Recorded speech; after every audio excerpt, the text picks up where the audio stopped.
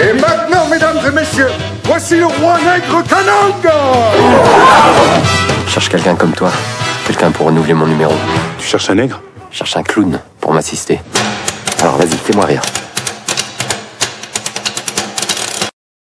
J'aime les films pour le tournage, et surtout la préparation. Et la préparation, entre autres, c'était 4 semaines enfermées avec James, tous les jours où il fallait réadapter les numéros de Foutit et Chocolat, les moderniser. Ça, James, il sait le faire, mais pour moi, c'est un petit peu plus compliqué. J'avais tout à rattraper, et en ça, c'était intéressant de préparer mon corps à ça, aussi bien physiquement que techniquement. Et ça, toute cette partie-là d'une préparation, moi, ça m'intéresse. De préparer, en fait, d'arriver prêt au tournage, en fait. C'est une partie qui m'éclate. Pour avoir ma sérénité et pour avoir du plaisir pendant le tournage, j'aime beaucoup préparer. Non, non, non, là, tu la prennes, cette baffe, là, comme ça, là. Ce qui a paru évident dès le départ, c'était d'associer Omar avec quelqu'un qui soit du sérail.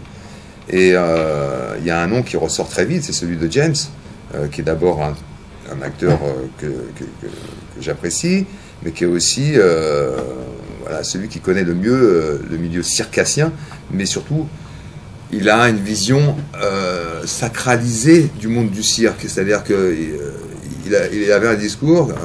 il me disait, voilà, le cirque d'aujourd'hui, c'est pas le cirque qui me plaît. Il a une approche du cirque beaucoup plus moderne, mais surtout pure. Voilà, c'est pas du business pour lui, le cirque, c'est quelque chose de sacré, c'est un travail, et ça lui a été transmis génétiquement en plus. C'est la première fois qu'un blanc me fait confiance. Qu'un clown blanc te fait confiance.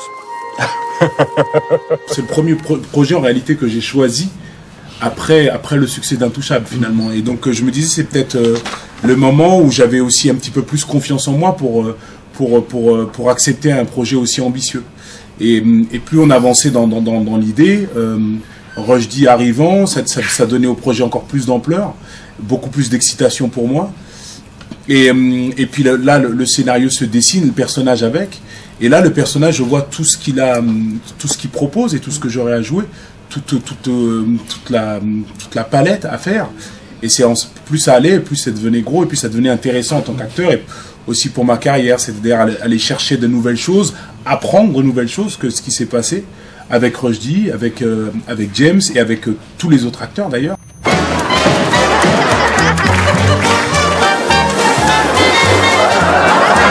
Il y a de la folie dans notre duo.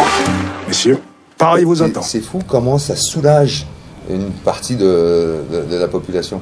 Et l'histoire de Raphaël, elle est de cet acabit-là, c'est-à-dire que d'abord on s'en veut, parce qu'on se dit mais pourquoi on m'en a jamais parlé, et puis en découvrant, en fouillant, en se documentant, on se rend compte à quel point il y a quelque chose d'agréable en même temps, parce qu'on se dit il y a des personnes comme Raphaël qui sont passées par là, et ça nous rassure quelque part. Je sais pas, surtout à cette période, on est en pleine... Surtout en plein empire colonialiste, oui, bien sûr. Ouais.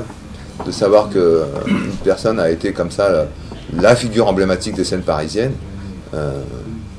Et c'est important. Voilà, on a beaucoup parlé d'Omar comme la première star noire. En fait, on se rend compte que 100 ans avant, il y en avait déjà eu une. J'ai confiance.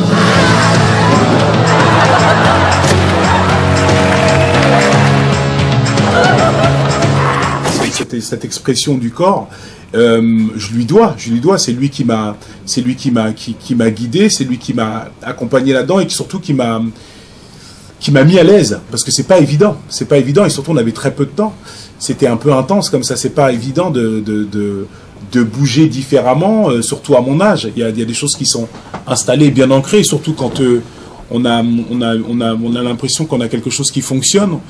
Quel est le risque d'aller chercher ailleurs pour peut-être se planter? Donc il m'a mis à l'aise là-dessus, on a cherché pendant 4 semaines, et c'est passé par des moments magiques, mais il y a eu des moments intenses aussi de disputes. C'était très intense comme ça, on est passé par plein d'étapes, aussi humainement, et je pense que c'est pour ça qu'à l'arrivée de ces 4 semaines, on avait ce duo qui était déjà présent, parce qu'on a eu un vécu très très intense. Avec moi, Pourquoi tu ris jamais? Je ris dans ma tête. Mais t'aimes rien. Et donc, il fallait donner une vraie liberté à Omar et James. Et, comme je vous disais, j'ai suivi l'évolution de leur travail et je me rendais compte que d'abord ça bougeait beaucoup, que même s'il y avait des aspects précis de leur numéro, c'était quand même assez rarement 2 fois le même mouvement.